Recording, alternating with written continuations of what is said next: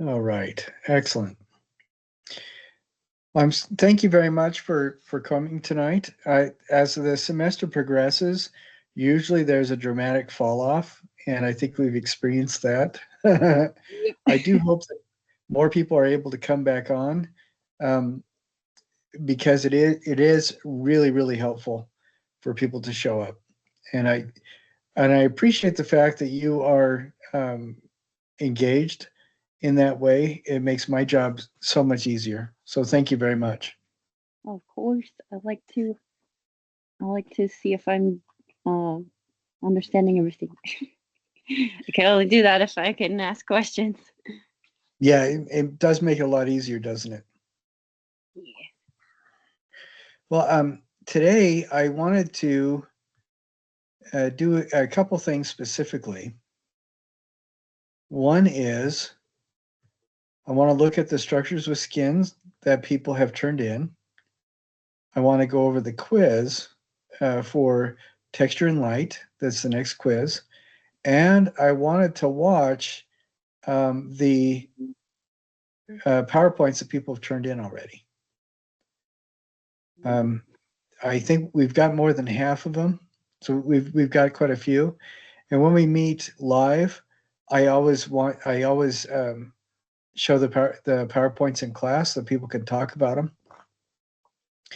And I like doing that too because in our class, it's going to be pretty much the only time that most people have to see these things.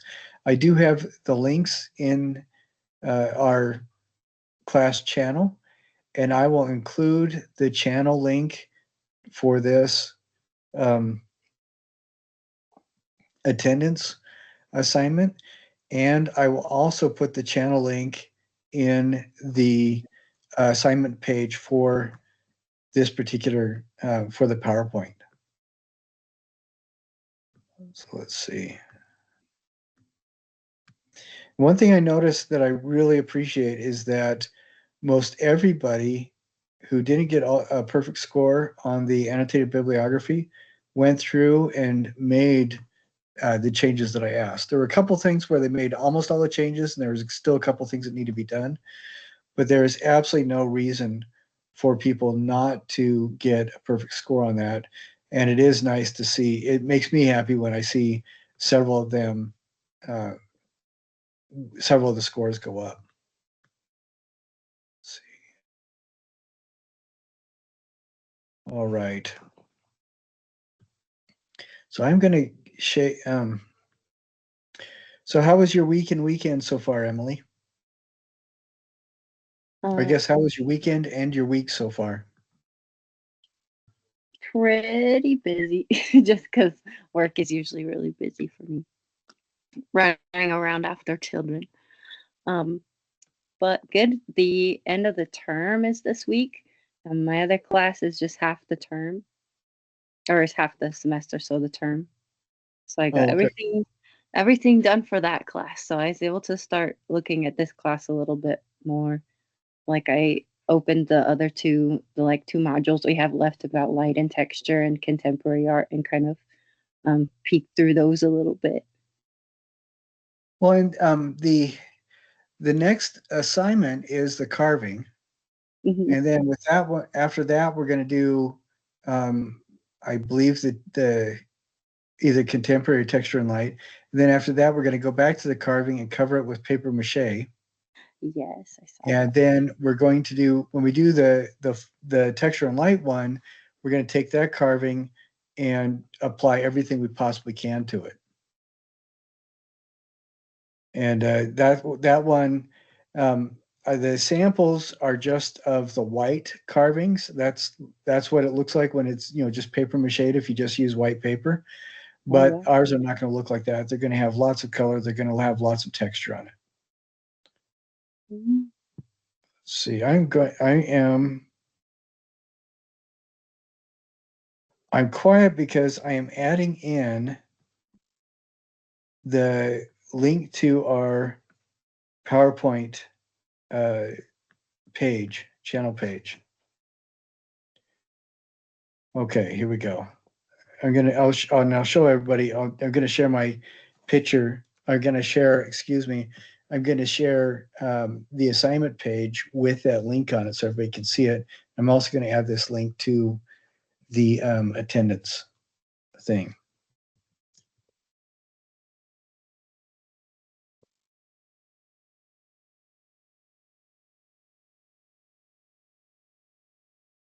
So I'm quiet for just a second here. And after I get to the, let's see, hold on a sec here.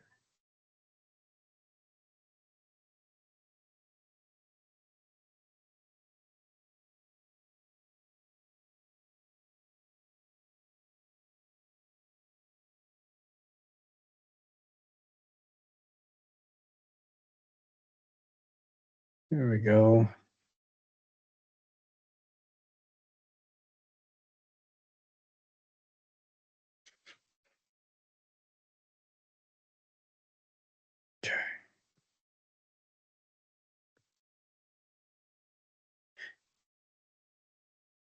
Okay. And I'll show you what I just did.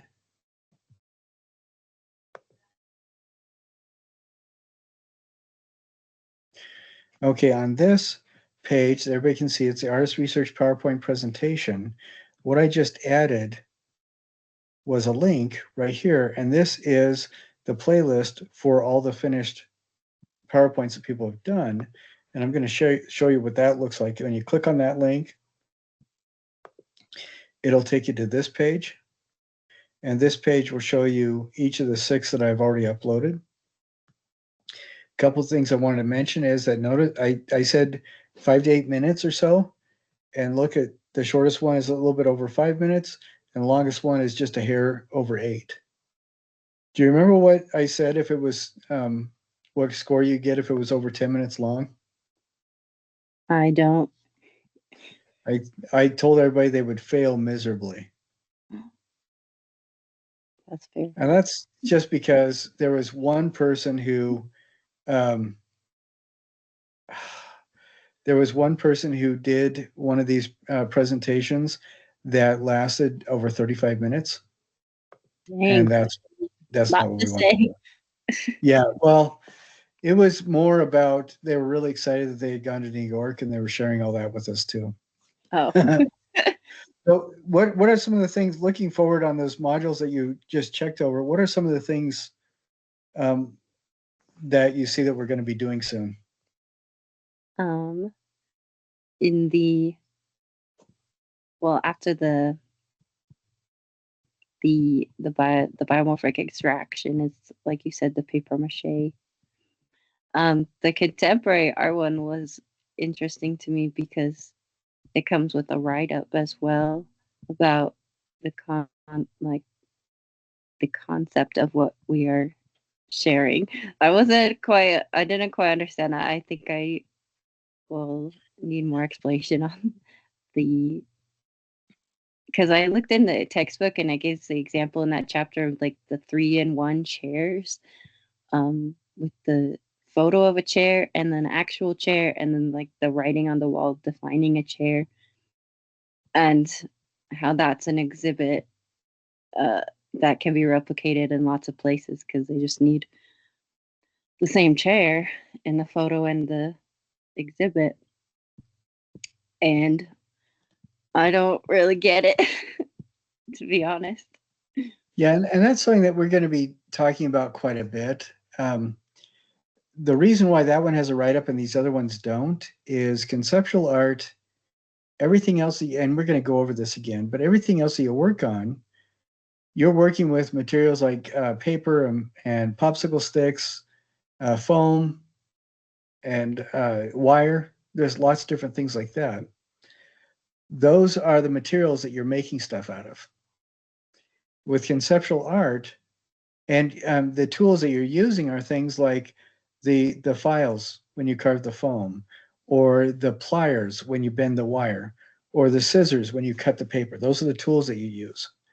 And with conceptual art, you're using those things, the sculptures and stuff like that. You're using the things that you would ordinarily be making You're using those things as the tools, and the material that you're sculpting are the thoughts of the people that are looking at your work.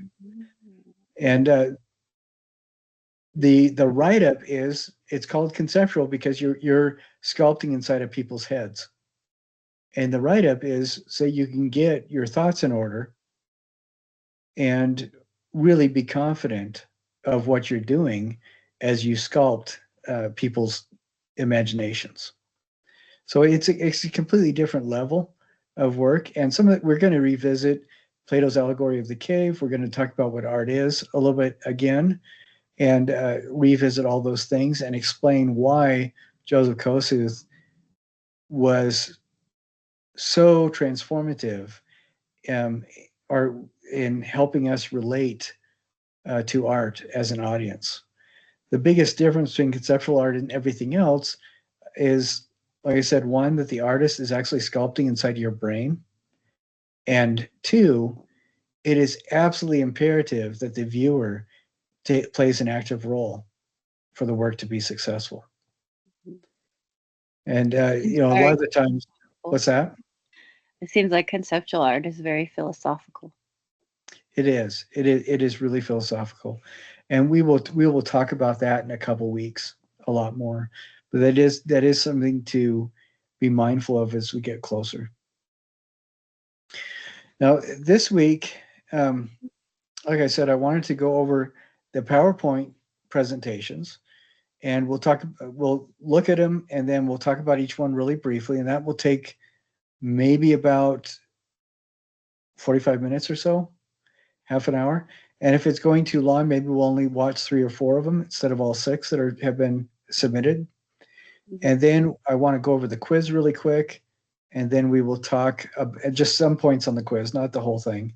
And then we will also talk again about the structure and skin project, and talk briefly about what people have turned in on that. Mm-hmm. So. So I'm going to go ahead and share my screen again. And before we do this, I just want to, I know that conceptual art, some people have really strong feelings about it, and some people get really scared about it because it seems so weird. But the reality is, all art that we work on is conceptual. All art is conceptual. The difference is when it's labeled conceptual art, we are sculpting with people's imaginations. And as we think about it, there's a way that I have to approach it, which removes the fear that a lot, because it can be intimidating. And as we talk about it, you'll all find out that it's not. It doesn't have to be intimidating. Mm-hmm. So we're going to go ahead. All right. Now, you can see this page with the Mm-hmm. videos here? Okay. I picked these artists, these 75 artists that people look at. I picked them all because I like them. Mm-hmm. I all these artists I find some connection with. James Turrell, I've seen his stuff in the museum at the um, Oregon State University. Ann Weber is one of my heroes. And that's true of all of these people.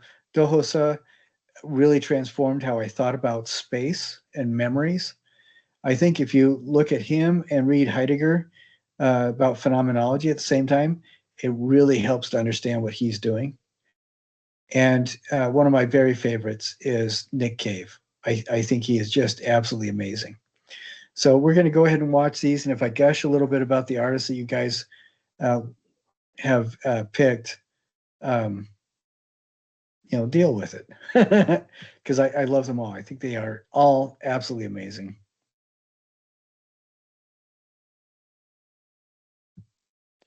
And one of the things that I liked is that many people use their own voices, and a couple people did do the AI narrator, which I said was totally fine. And if you have like a roommate or a friend narrate for you, that is absolutely perfectly fine too. So we're going to go ahead and start with Nick Cave.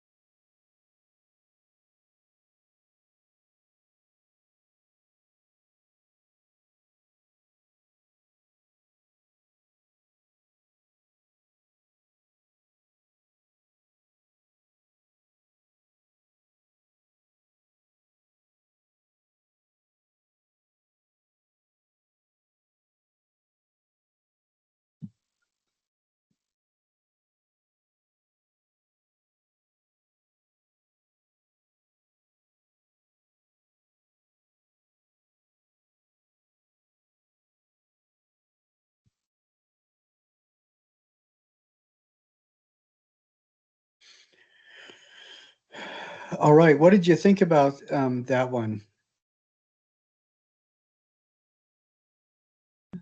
Or did we see it at all? I opened it on a different tab to watch it because it didn't. I don't know if YouTube will let you play a video on Teams, but I did just watch it. I screwed up because I was watching it on a completely different page. I thought I had set, but you heard everything. Hmm. Well, Okay. not on here. I opened it in a different, like on Canvas. I Okay. opened it separately. Yeah, Cause, because what I did was I opened it like this, uh, and and then I forgot to share the tab. You were supposed to see. oh, I see. Sorry. Okay. I Well, all right. I kind Well, of thought we could hear it, so that was good. I noticed. I thought you were like getting it to load, and by the time I realized he's probably watching it, and I just not being able to hear it, I was like, I'll just open it and So, watch it quickly too. oh, I am But so embarrassed. So for everybody at home, I am so sorry. Um, that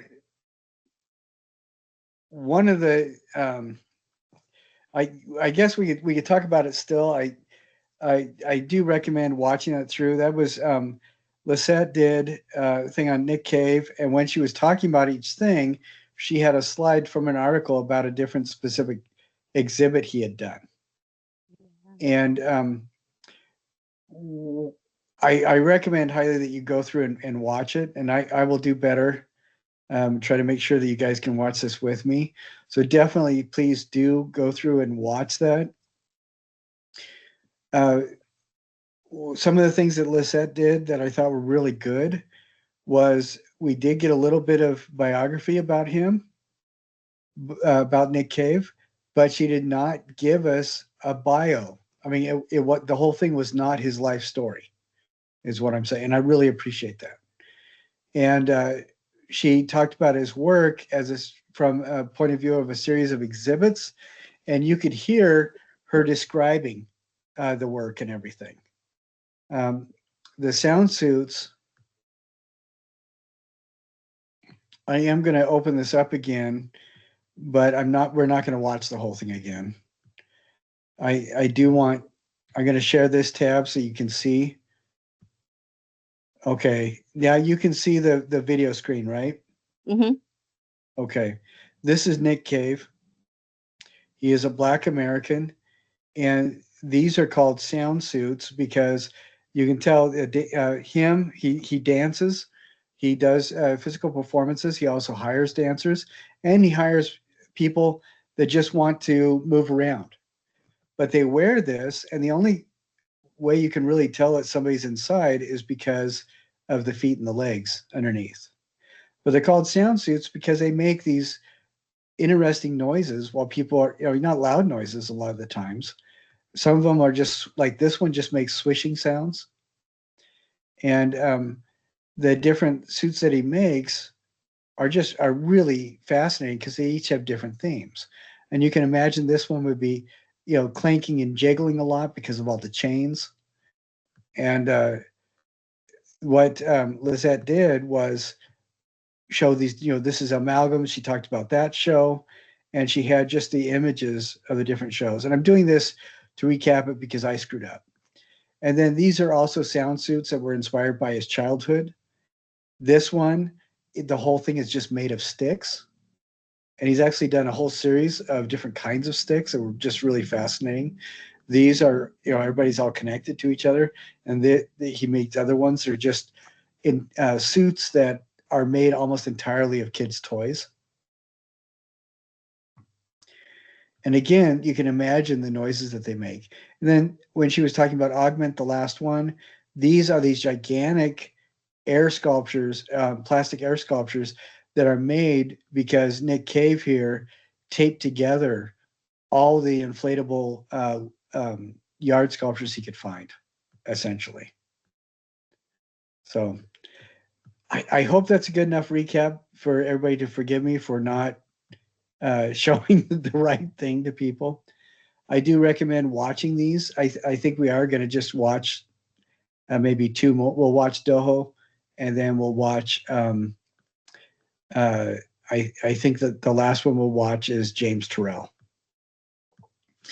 But the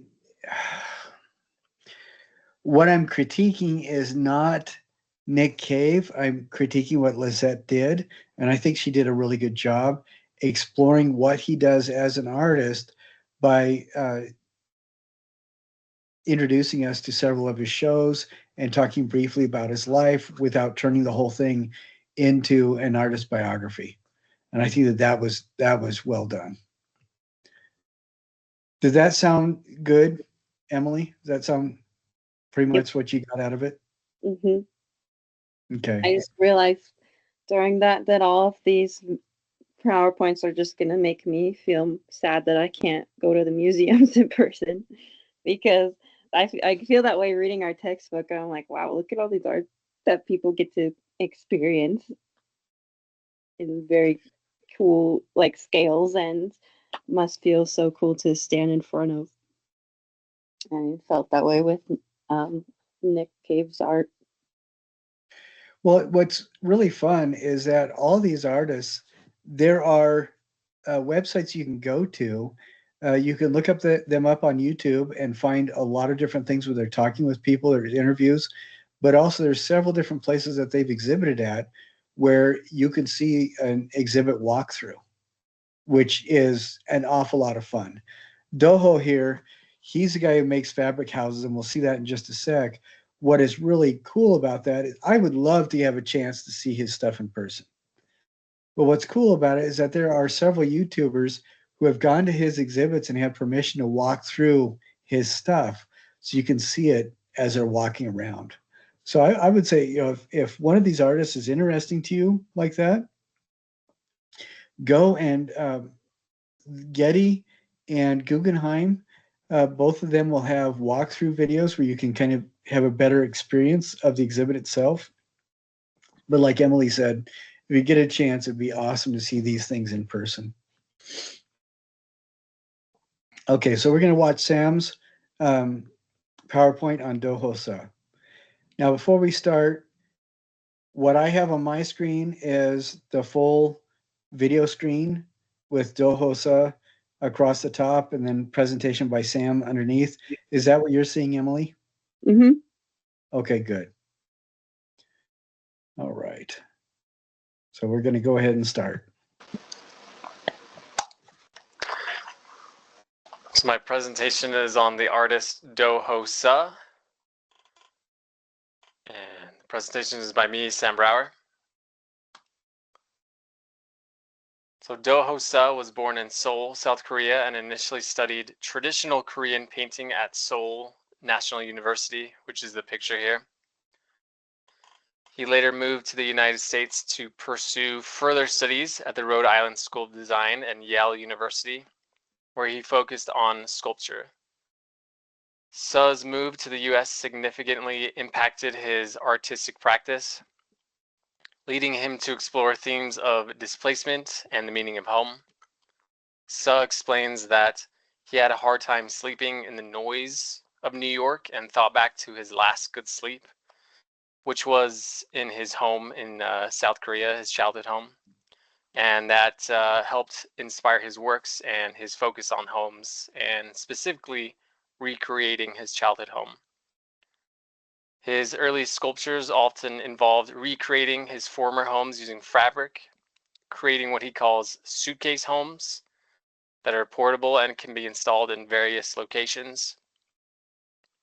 Suh utilizes traditional Korean sewing techniques along with his 3D modeling and mapping technologies to ensure like the accuracy of his structures and architecture, which was a focus of his as well. His sculptures are often made of translucent fabric like nylon or silk, allowing for a very ethereal and almost like dreamlike quality of his pieces. And Doho Suh also has a focus on using fabrics because he believes preserving textures of everyday life is not a priority in society, which he tries to compensate for with his works, which I thought was very interesting. So next slides, I want to discuss why I think Do Ho-sa is a great artist. The exploration and ability to take a simple object or concept, such as a house, and to reimagine and rework the structure, so much so that the entire idea is transformed and elevated into an entirely new experience, is the first reason I personally argue that Do Ho-sa is a great artist. Solely focusing on his exhibit titled Walk the House, which is the image I'm presenting here, that was displayed at the Tate. Do Ho-sa's use of material, and for me the color choice gives the pieces such like an ethereal aesthetic, or like ghostly sort of like presence. Speaking on the color choices, I noticed in this exhibit that Do Ho-sa utilizes mainly like off hues or tones of primary colors, and never like the main like bold blue, yellow, reds. Like they're always like the tones or shades are like never the main ones, which I thought was very interesting. And he uses bright, saturated colors such as the lightest pinks, greens, and yellows, and blues, which to me gives it a very, for me at least, like a very positive and like fun palette to look at.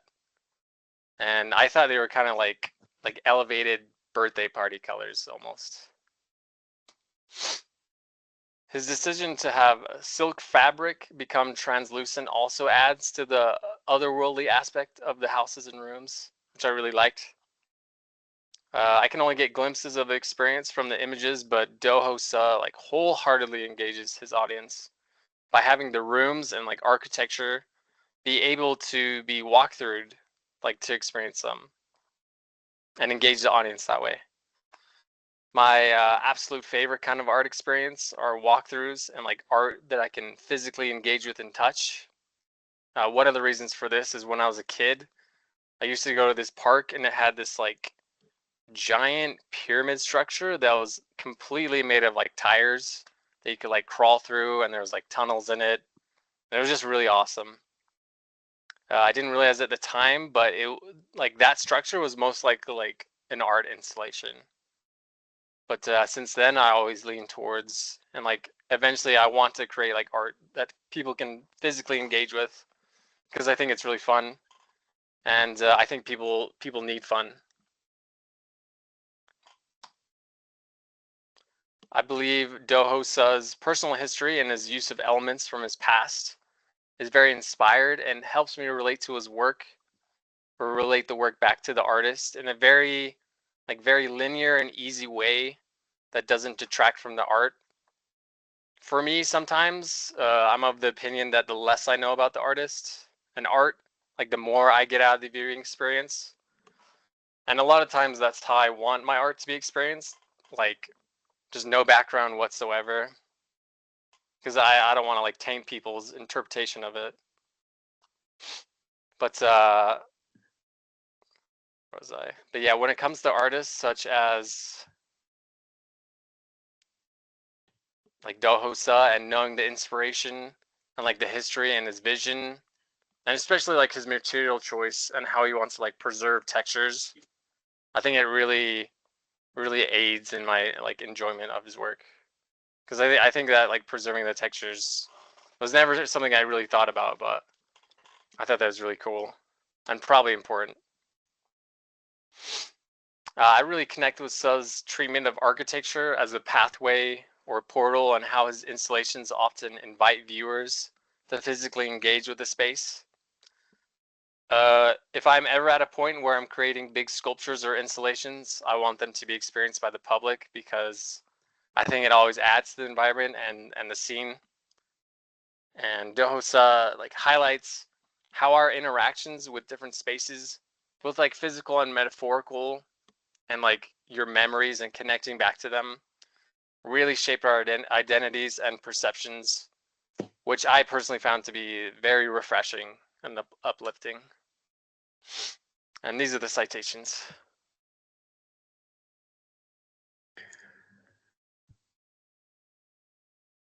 With I'm sorry, I messed up. Hold on a second.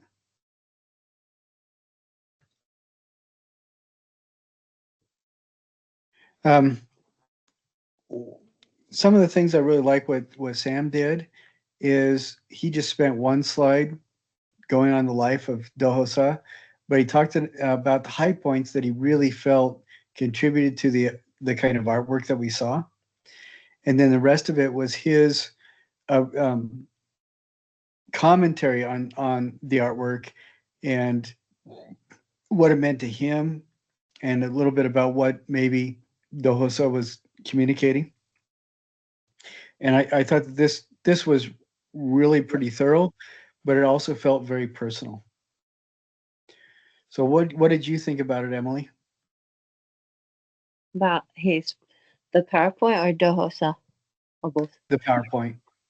Um, I think he did a pretty good job of talking about his art and, like you said, not making it too much of a biography, but still relating it back to the artist, the art itself. I mean, Yeah, and I liked how again I liked how personal it was. I thought that was really nicely done. yeah, that's true. Good job, Sam.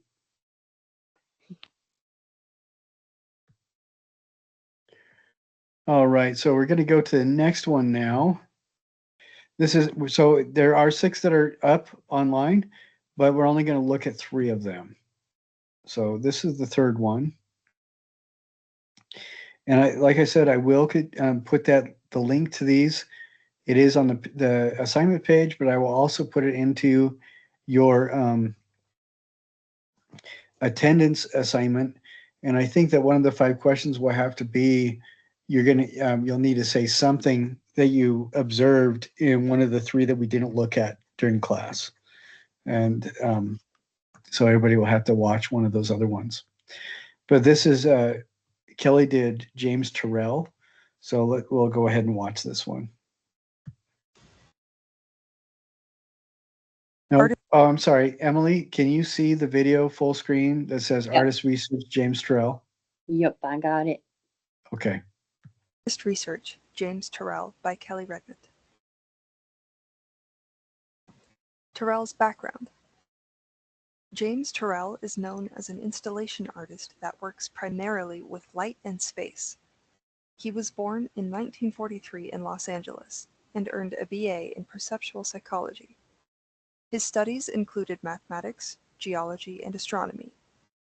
This background led to his interest in exploring light and space, both artificial and natural, and his exploration of the Ganzfeld effect, which he utilizes in most of his pieces. The attached installation piece pictured is Afram 1 White, 1967, located at the Guggenheim Museum. Although it looks like an internally lit solid cube, this piece was made solely using projected light in the corner of a room. There are no tangible forms present in the composition. Light and space. Terrell has been described as an artist who manipulates light as a sculptor molds clay. He creates art that explores human perception rather than physically replicating visual experiences. His works, which he specifically doesn't call objects or images, give form to perception itself, using light to create illusions of depth, volume, and altered spaces. Terrell's art aims to make viewers more aware of themselves by depriving them of as much visual or auditory stimulation while still making visually appealing spaces.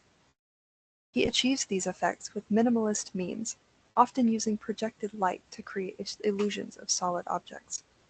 He's also known for using architecture to bring outside light into interior spaces in a precise way.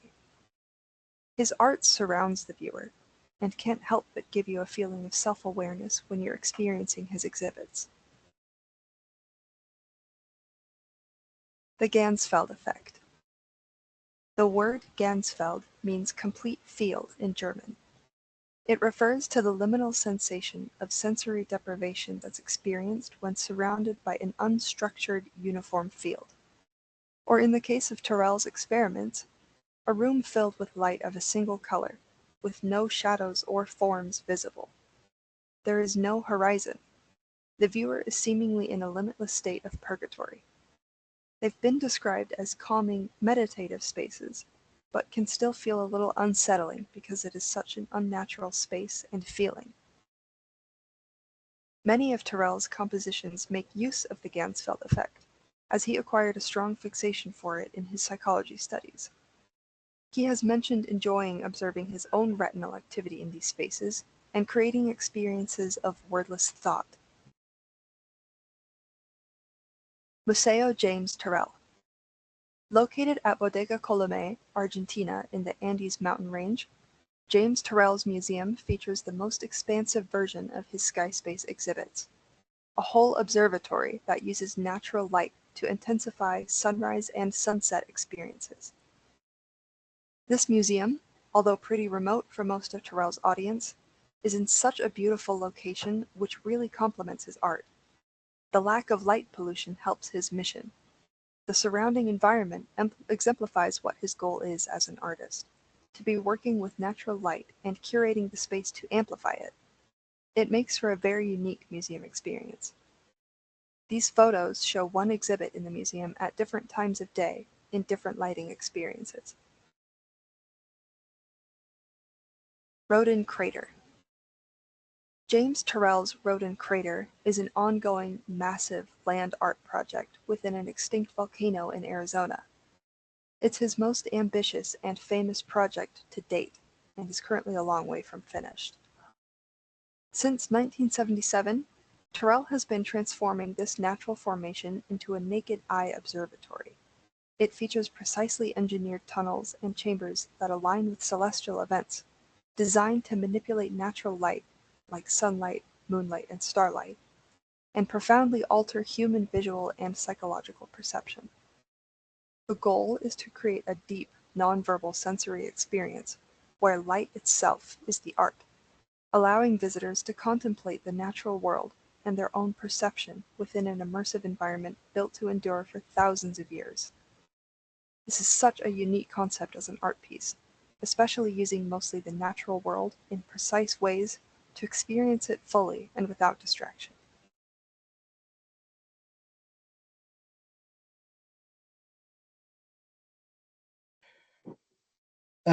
A couple of the things that I really liked about this were just, I really liked again how we got a bit of an overview of his life and the kinds of things that he likes to do.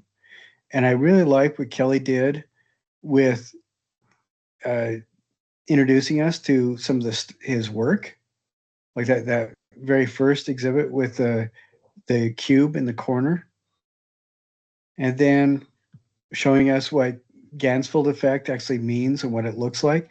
This really reminds me of Rothko paintings, like being inside of a Rothko color field painting. And then talking about this, showing this is the exact same room at a couple different times of the day, 3 different times a day. And I thought that is really fascinating. And then the Rodin crater. I just think that, and Kelly was talking about this, I kept thinking about like hen circles and ancient temples, like in the Mississippi River Valley in Egypt and stuff like that, where everything was done 1,000 years ago, and everything still lines up perfectly. And I thought that was really interesting. All I right. didn't realize that What's one that? room. I didn't realize that room was the same room in the previous slide. Oh, this? Light settings. That's pretty neat. Yeah, this is, this is the full room. Then this is a photo where you can see the bottom there and the ceiling from a little bit farther back in the room. And then this is the lower half of that spot. So it's the exact same room at 3 different times a day. Mhm. Yeah, it's wild, isn't it? Because again, it looks like paintings, doesn't it? Mhm. Yeah, I think that's pretty wild.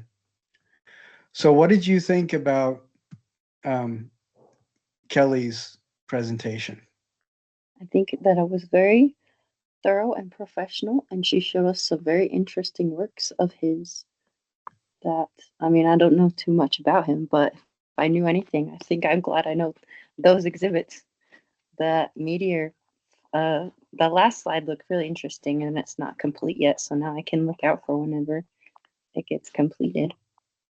Well, it's not going to be complete anytime soon, but Road and Crater is accessible to anybody who can drive out there.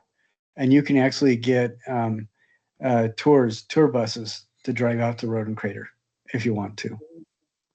So that might be something to look at. But enough of it is done that you can go in and enjoy quite a bit of it. Pretty amazing stuff. Well, now, but so there's 6 of those that are all done, and I will show you again what the page looks like.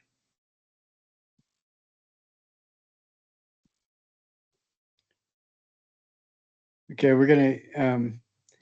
I'm going to share this playlist, and the ones we looked at were these 2, Nick Cave and Dohosa, and we looked at James Turrell.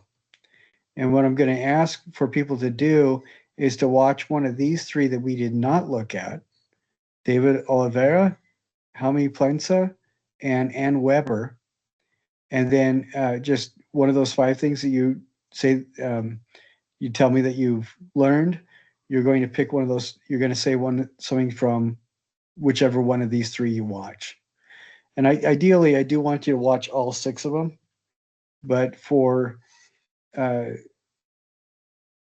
credit for attendance, you only have to watch one of those that we did not see. All right, and then this is the next quiz. And this one is a little bit different, and we're not going to go over the whole thing. I just want to give you some hints as to how to work on this quiz. What this quiz is for, Texture and Light, your last project in the class is going to be taking the sculpture that you're working on now, the carved foam. You're going to cover it with paper mache. You're going to sand it down so it's really smooth, and then you're going to paint it, and you're going to apply texture to it until you almost don't recognize it. And this is a really good quiz to get from here to there. For this particular module, you're going to be making texture and color cubes, and we'll talk about more about that next week. But I wanted to, the quiz is designed to get you to start thinking so that you have in the back of your head ideas for you to use when you get to that point. So, it's still a ways out, but we want to have this roasting in the back of your head. The first question asks for 12 words that talk about textures, and I don't want you to use any of these 6 that are provided as examples. Now, I will tell you, for those of you who haven't taken the quiz yet, it is really hard a lot of the times to get started listing these. And what I will do if I'm trying to make a list of textures, what I suggest you do too is have a group of people together, like friends or family or people that run slower than you so you can tackle them. Just sit in a circle and everybody go around and say one texture, and then go around again, say another texture. By the time you get to the 3rd time around the circle, that's when you'll realize that all these textures are going to start bubbling out of your head, like slimy, sticky, sweat, slippery, rubbery, gummy, staticky, crunchy, and then they'll come faster and faster. What are some textures? What are some other textures that you can think of, Emily, that aren't on this list of 6? It took me so long to think of these because I took this quiz on Sunday, and I kind of was just looking around the room that I was in, and like, Oh, that's a really good idea. this, like, oh, that looks. What else did I put? I think scaly was one. Fuzzy, just like a peach fuzzy. Yeah. Because every time I'd see something and I'd say, I think one of these, these 5 words that you or 6 words that you put. I was like, dang it, I gotta get more specific. Well, and it's like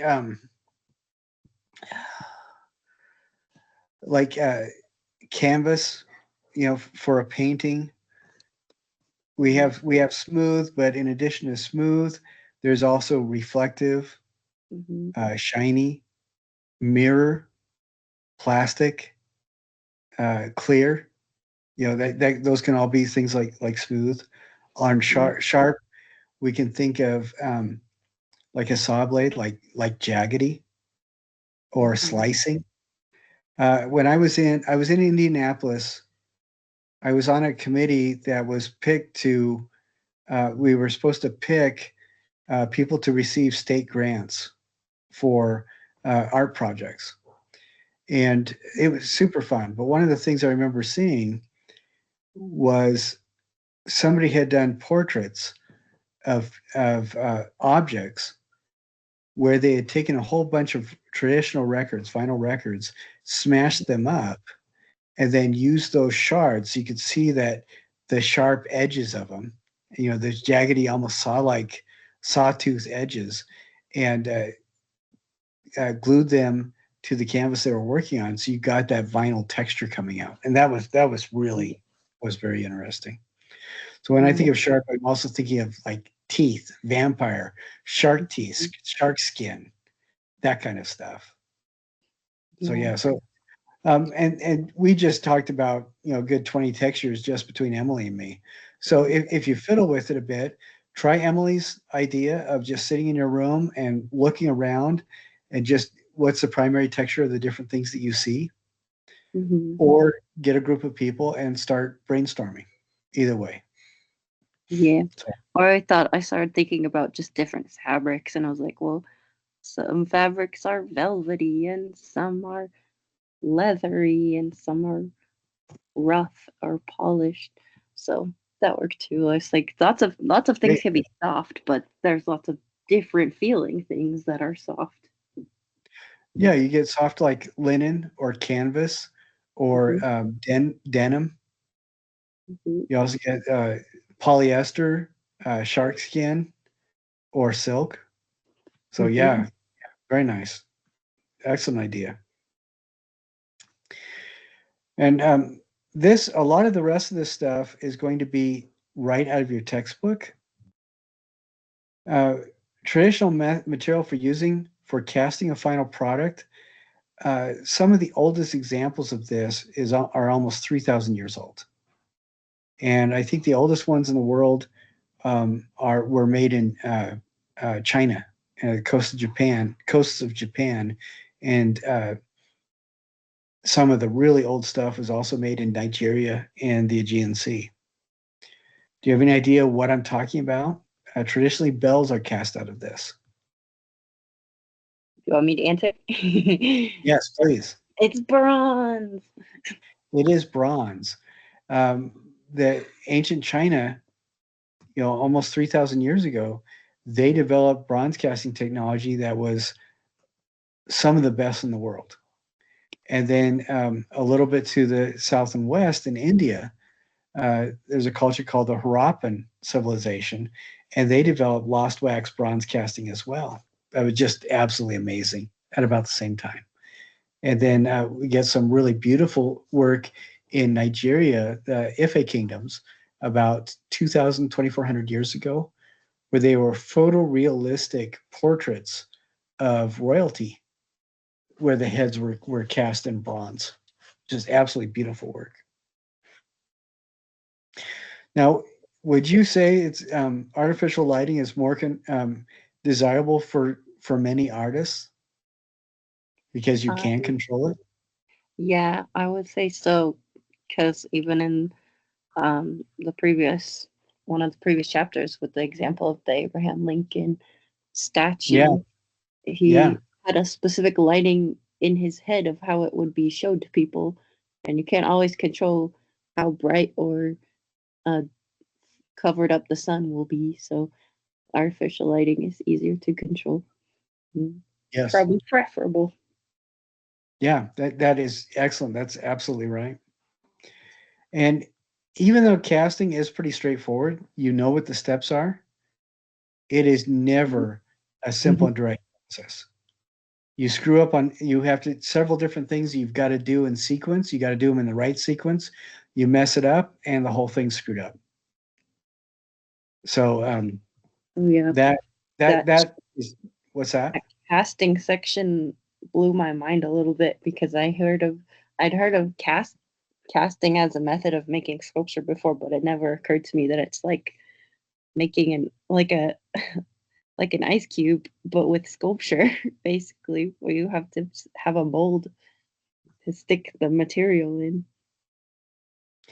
Well, it's fascinating to me that so many different cultures has developed the technique in essentially the same way without really evidence of them ever talking to each other. Yeah, And that is it just true. that kind of blows me away to the point where they have the same steps, they work with the same temperature, they even use the same material for the initial image making. You know, all of them use beeswax essentially, and I think that's pretty wild to me. The only exception is I don't know if the textbook talks about it, but the um, the Jomon people of ancient Japan developed a way of bronze casting that was very different from what everybody else does with the lost wax casting. What they actually did was called cuttlebone casting, where they took cuttle bones, which are the they're not real true bones, but they're these firm structures that are in cuttlefish that um, help their bladders to stay expanded so that they can control how they swim. And what the Japanese had developed was they would cut into two different cuttlefish bones or cuttle bones, different sides of a coin, and then they would put them together and pour the bronze into that cavity. So it wasn't a lost wax casting technique, which most other cultures developed independently, which I think is pretty wild. Mhm. I want to teach a class on cuttlebone casting because I think that'd be absolutely fascinating. Have you So done casting before? I used to teach bronze casting at BYU Oh, for that's so several years, cool. and I have some really gross and nasty stories to tell people to remind them that you need to be safe. That Oh, metal, wow. the metal that you're working at, is 6 times hotter than what you bake cookies at. You Oh know, my and gosh. it is you cannot afford to screw up. Oh man. It is, yeah, very cool Crazy. stuff.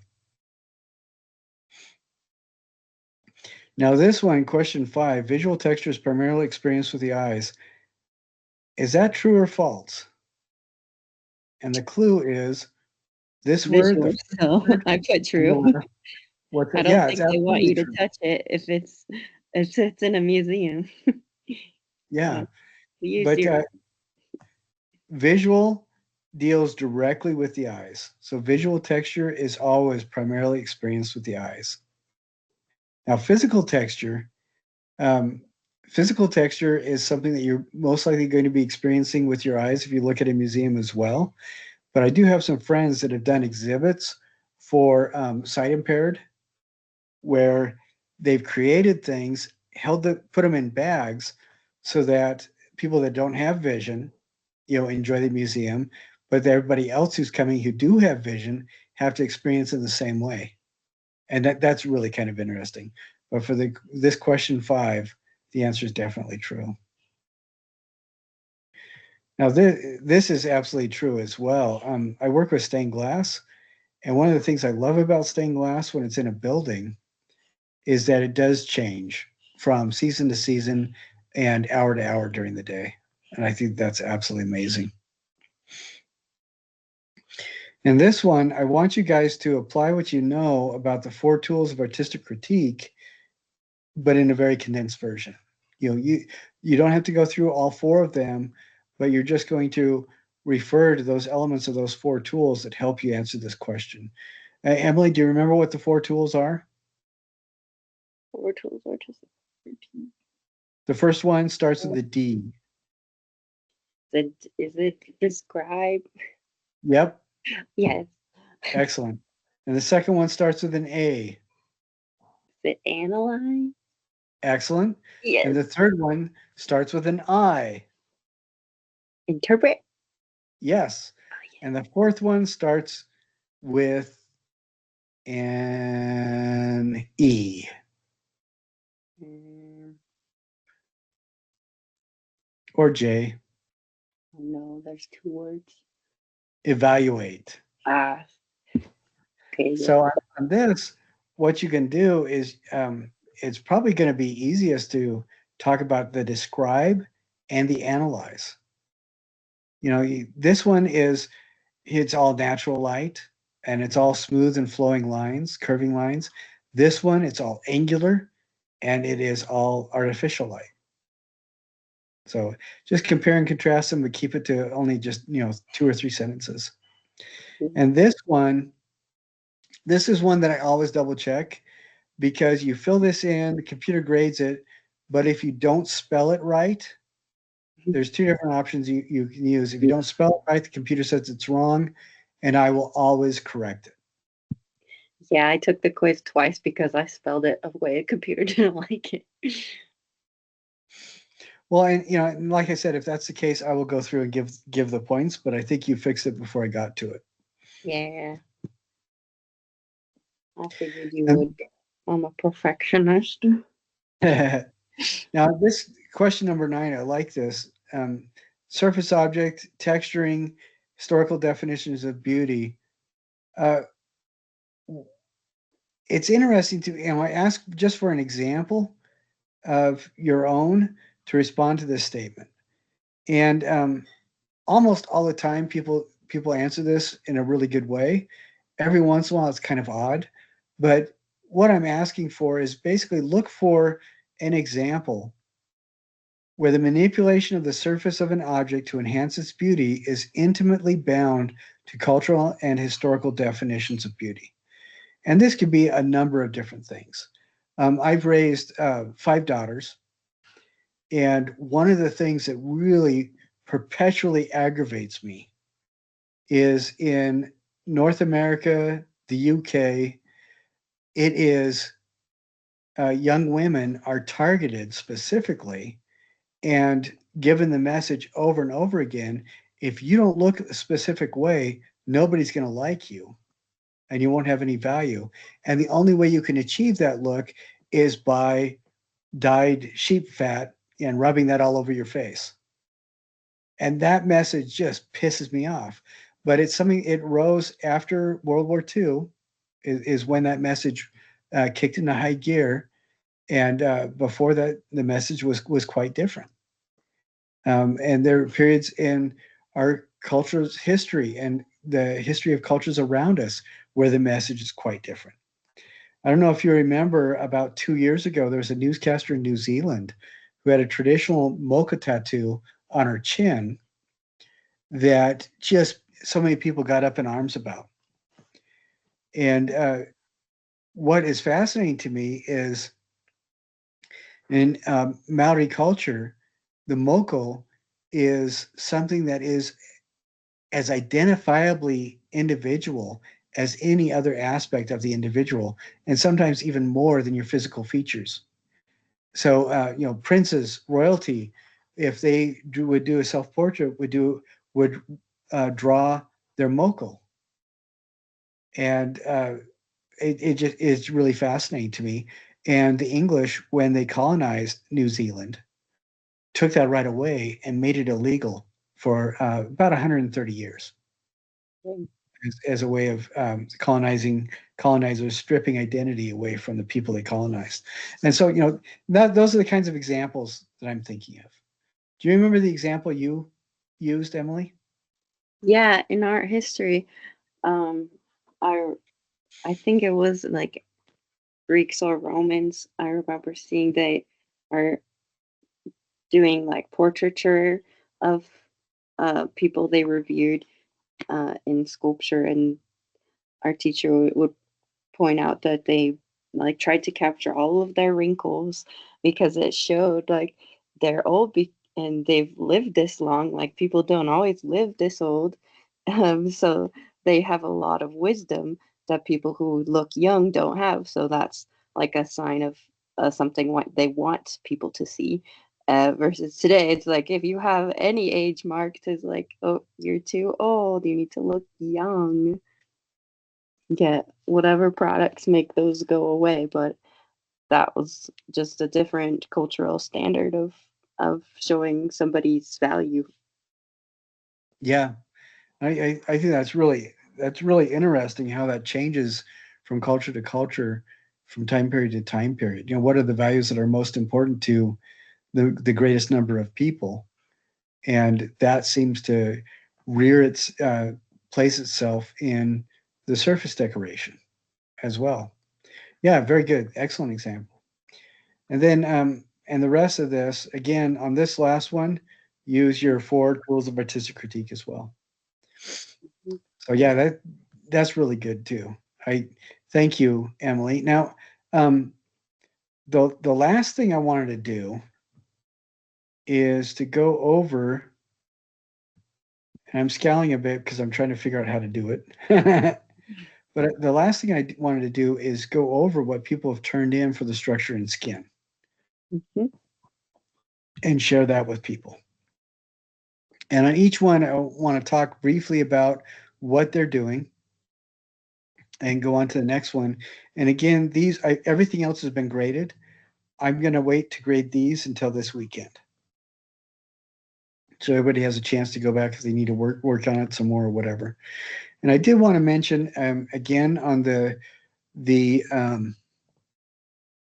work logs that people are turning in. Make sure, please, that you remember to include. Uh, it's the work log for that module, that specific module, and you need to include for points. You need to include a total of the hours and minutes worked. So, all righty. So I'm going to share this again.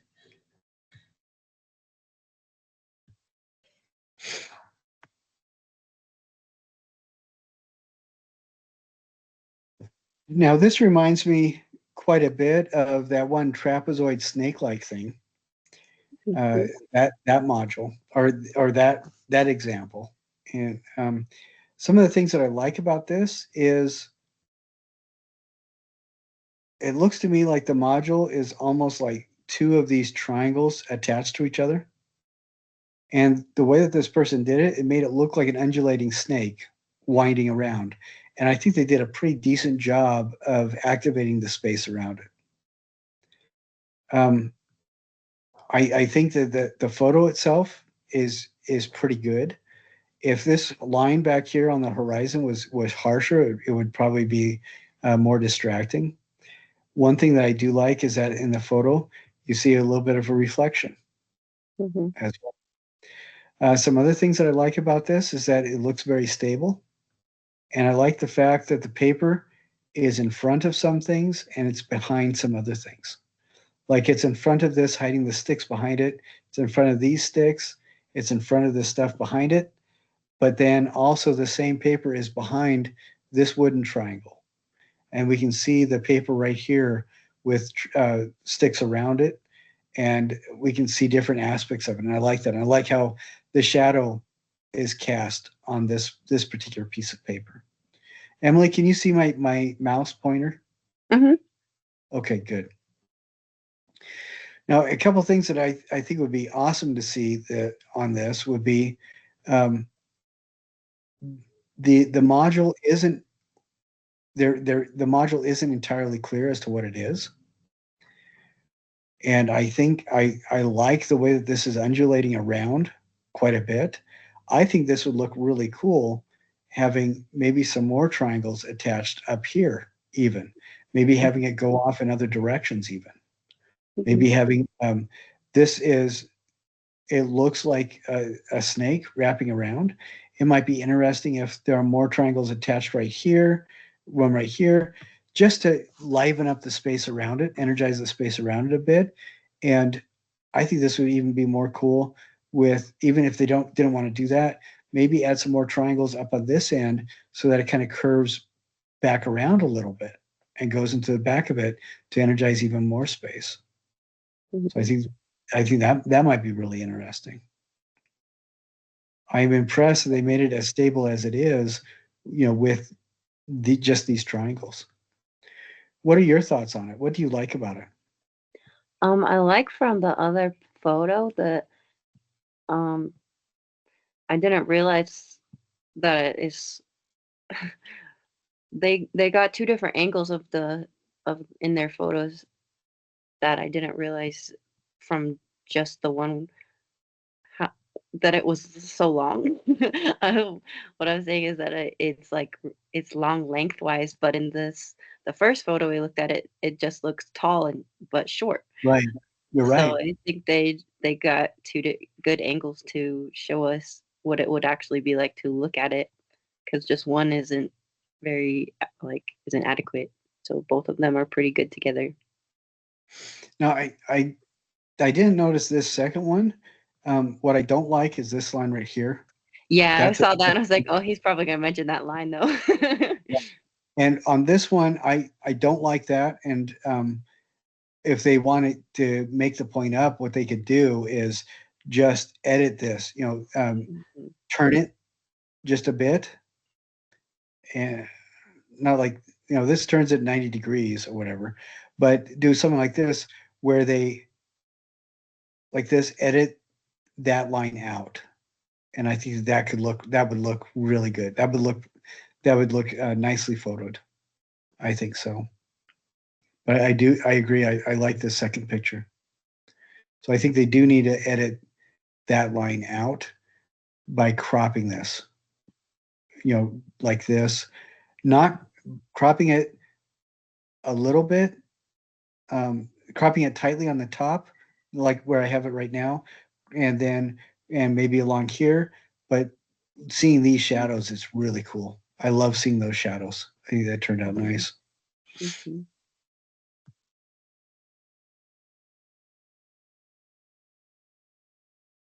Um, I think this is really an interesting one. It's fascinating to me that we're working with triangles again. mhm, And on this one, the modules on most of these, they're tetrahedral modules. That works pretty well.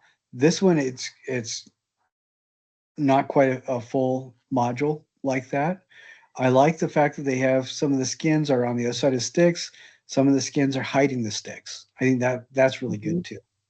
I think on this one, it feels like it can engage space a little bit more actively. Gauge volume around it a little bit more actively. And I wonder if we can see that on another photo better. Yeah, I like this. I like this picture better because this feels like the volume around it is more engaged.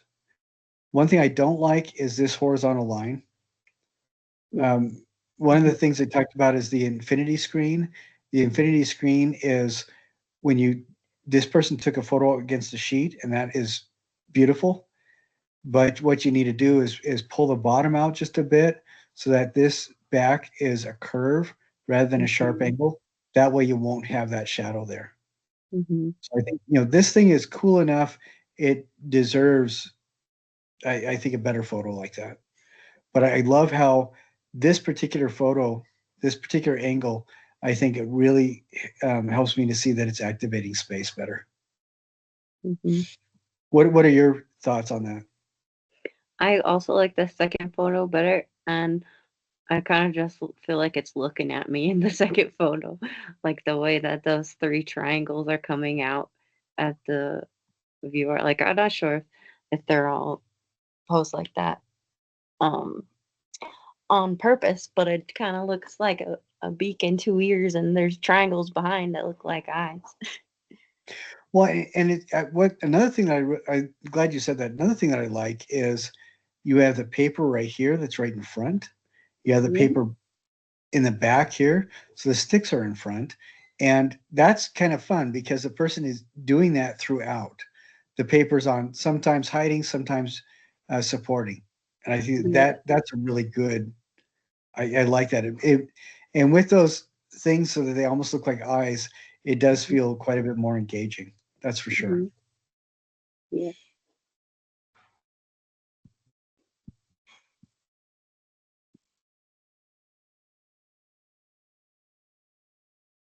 Now this one is really interesting, but Mhm.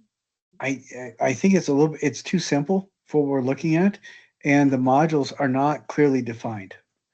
So I think this person probably needs to create some more modules, because it feels like to me that they're going with the triangle idea, but they're not really going with the module aspect of the concept, which is vital for a good grade. Mhm. So and I'm trying to see. I think this might be a module here, which is just a four-sided pyramid. Maybe this is a module here, four-sided pyramid. This could be a riff on that, but it's only effective if you have more modules. And I only see about 2.5 modules. So the person does need to make 3 or 4 more modules for this and put it together. I I do, relate. after after we I called you on Monday about this project, that's all I did the rest of the evening was make more modules. all right, good, I excellent. also didn't have enough.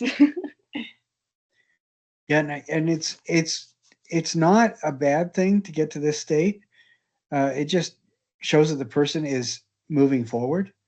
And I would say for this one, this person, I would recommend make 3 or 4 more modules, put it together. I love these different ways of addressing the skin and structure thing.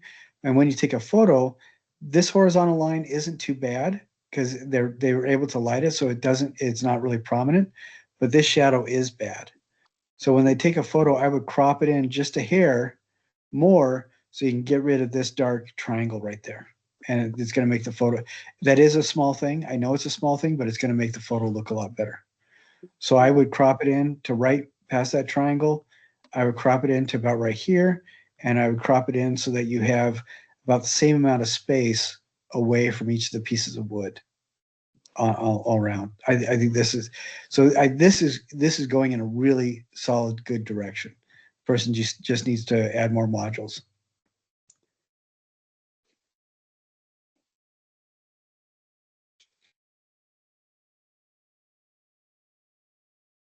Now this one is really fun. This person did do several modules, um, and you can see that the skin is on some places this you can see in and the skin's missing. In other places the skin is in front of the object so we can't see into it. I think that's really interesting to me. I think this is fascinating. And I like how this feels like it's activating the space around it. Yeah. I my only thought on this one is I would like to see another one of these modules like right here. This space feels a little bit empty, and maybe I would take off a couple pieces of skin, like maybe this Oh one yeah, so we can see inside, that's true. and maybe one of these. What are your thoughts? Yeah, I noticed that every face has skin, so yeah, making some faces missing would vary in an interesting way. Yeah, I think so. I think it'd be really interesting. I like how this feels off balance. It Mhm. feels Yeah. like tilt over. I think that's really fun, and that's something that we talked about as engaging the viewer quite a bit.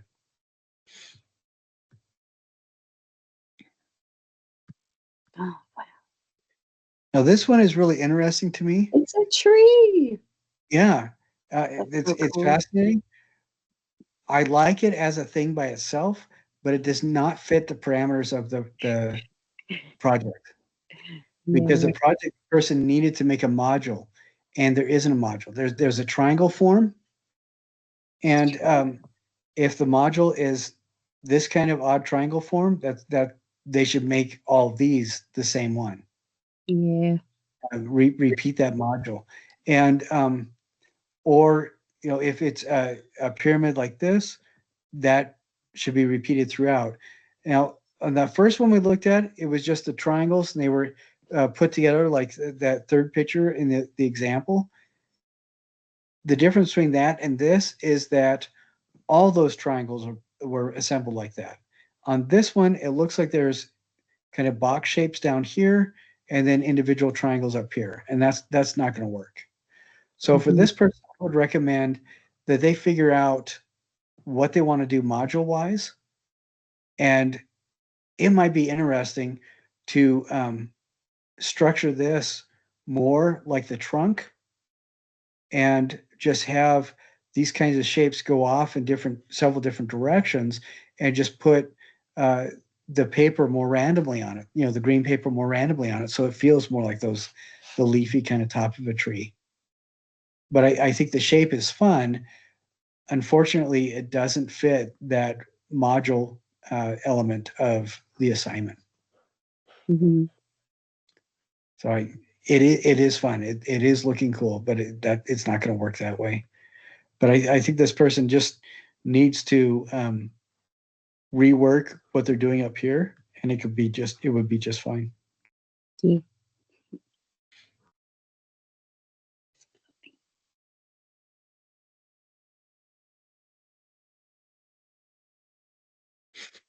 This is another one. I love the picture. I think that this looks really exciting. I am a little bit confused as to what the module is. And I'm thinking that what might help with that confusion is having more of this cardboard attached. There's only one piece of cardboard attached to each of these um, tetrahedrons.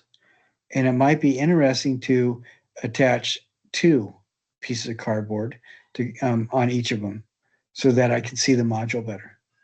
But I think this is a really fun type of thing. And the reason why I'm saying that is up here, it feels like there's a lot of sticks that are kind of distracting. Here, it feels more like it fits in with the parameters of the assignment. So for this person, what I would suggest is cut several more pieces of cardboard and play around with putting them on, like maybe like in this triangle, maybe right here, maybe right here, maybe another couple right through here. And I think that would really help tie this in more effectively with the parameters of the assignment. I do like this. Another thing I'm noticing is that, and maybe it'll look better in it. Let's look at another image of it.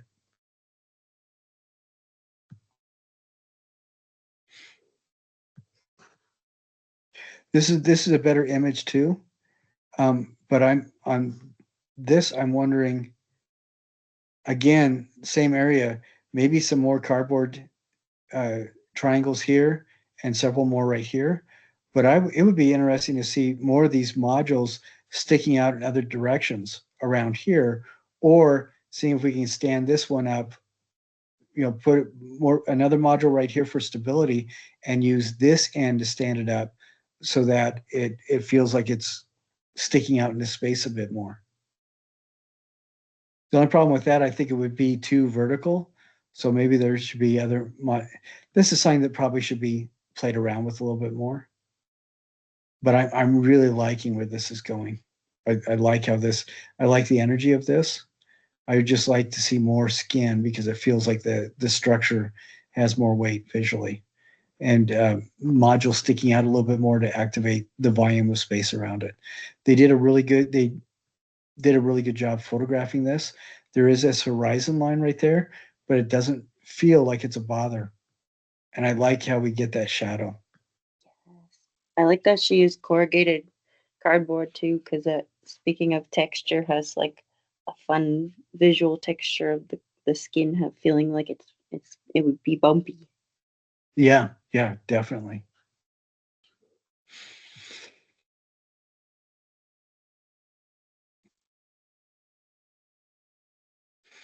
And I think we talked about this one last week, where I think we need a couple more of these modules, and I think we need them to fill up this volume of space right here a little bit. I think they did a nice job photographing this though.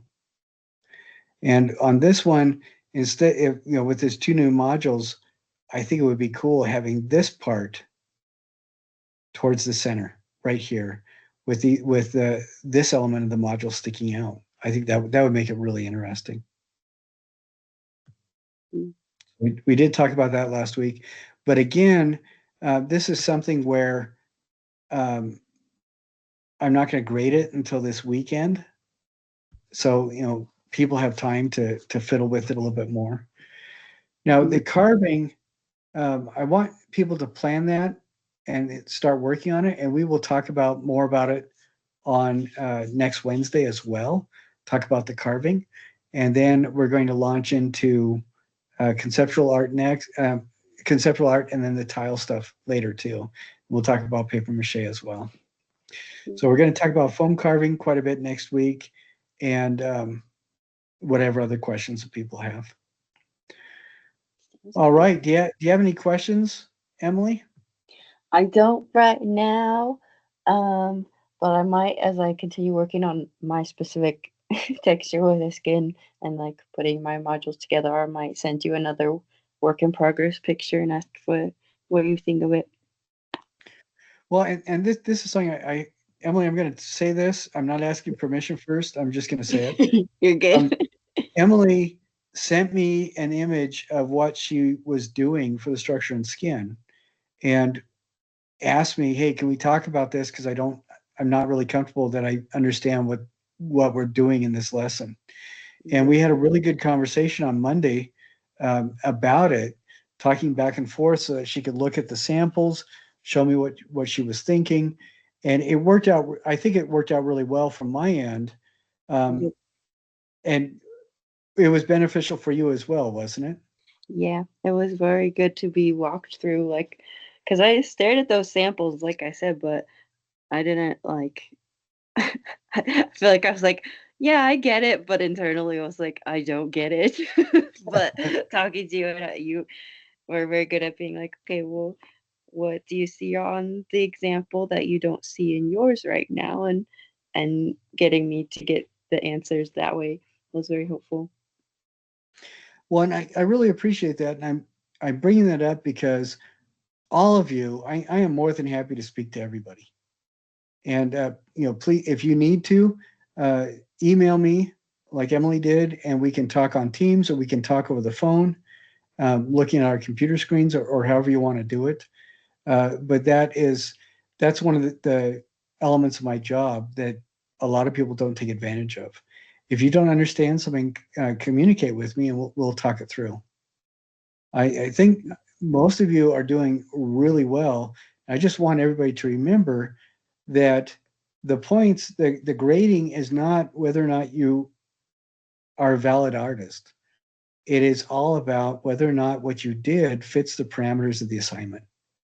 And that's what we're looking for. So if it's unclear, uh, if more than one person asks me about the same thing, I have changed assignments and made them more clear before.